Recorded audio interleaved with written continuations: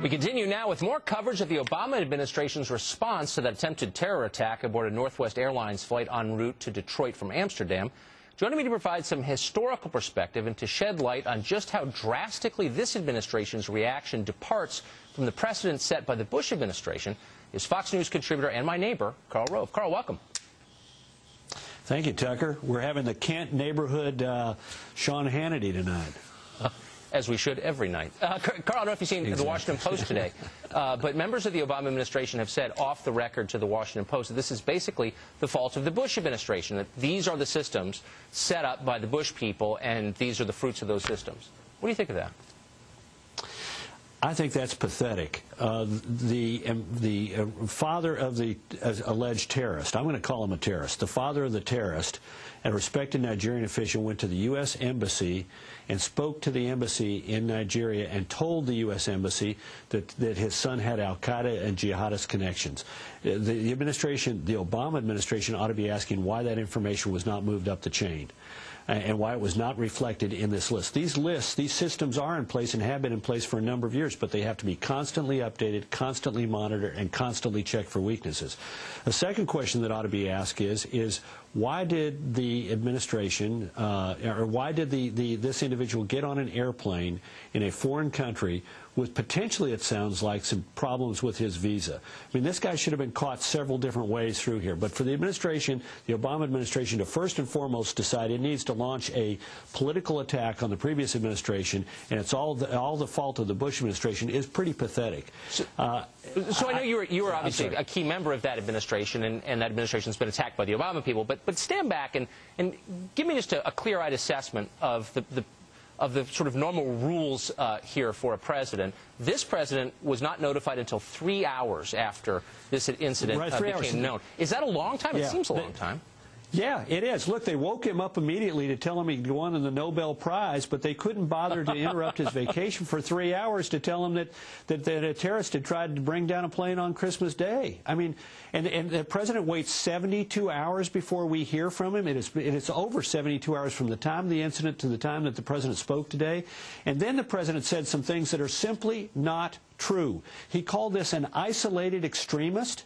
I mean, this is after we know by this time that he has jihadist tendencies, that he has been in touch with al-Qaeda in Yemen, that he has undergone training, and an isolated extremist who is a mechanical engineer somehow knows how to put a sophisticated chemical bomb in his pants. I mean, please, Mr. President, don't play us for suckers. This is not an isolated extremist. It is part of an international conspiracy which struck us on 9/11 and has been attempting to hurt us every day since then. But here's what I don't understand. It's just remarkable. I agree with you completely. But if you're the Obama administration, you're the political handlers around the president, the last thing you want to do is appear weak. That's job number one. Appear strong, resolute, to deter future terror attacks and not wreck your own political career. But everything he's done makes him seem weak. What's the calculus behind those decisions, do you think? I think you're right. I think they think it makes them look strong to say it's not our mistake, it was somebody else's. And look, the president sometimes gets the words right, but he gets the actions wrong. This is the thing that I think is most disturbing about this. He said, quote, "The American people should be assured that we are doing everything in our power to keep you and your family safe." Now, end quote. Now, I want you to think about this. Here's a guy who's flown in, who tried to immolate himself in an airplane full of people on a final approach to Detroit Airport. And what we do is we do not treat him as an enemy combatant. We treat him as a guy who tried to knock over the 7-Eleven or got caught shoplifting. And we allow him to lawyer up. And so rather than saying, okay, you are an enemy combatant, and we're going to put the FBI and the CIA in your face and interrogate you and squeeze every bit of information we can out of you.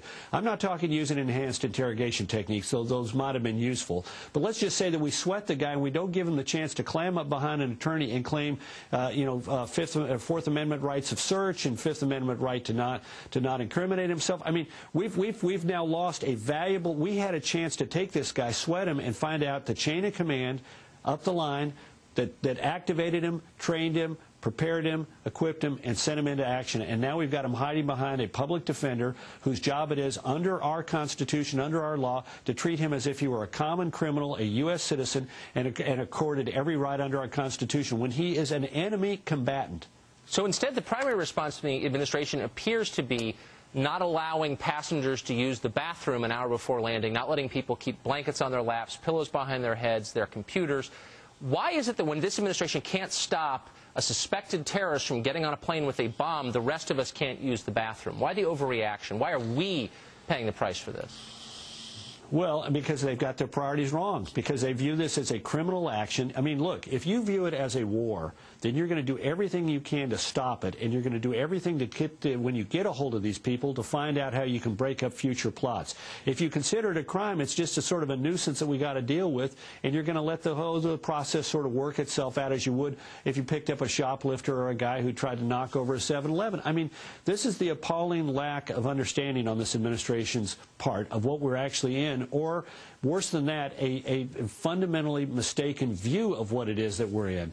I mean, they're treating this guy as if he were a common criminal. He is an al-Qaeda terrorist, but a I jihadist. suppose their position is, and it's not on paper a crazy position, if you believe that our justice system most of the time produces justice, then why not use it?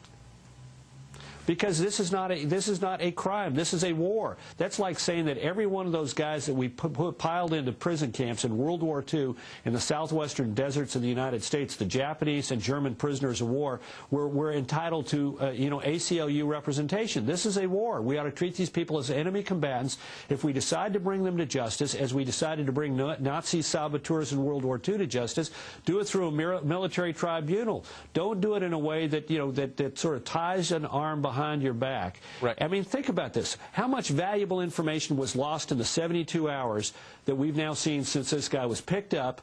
How quickly did he lawyer up? How much was did he say before that? How much could he have said if CIA or FBI interrogators had a chance to put the fear of God in this guy and sweat him, as we've seen in a dozen television crime dramas or an infinite number of crime movies? What if they were able to do that? But they can't, because he's lawyered up, because this administration is treating it as a crime, not an act of war. But finally, one very, very quick question. If you're Obama and you're looking over at Janet Napolitano, who has just told America on ABC that the system worked great, how mad are you at her for saying something like that?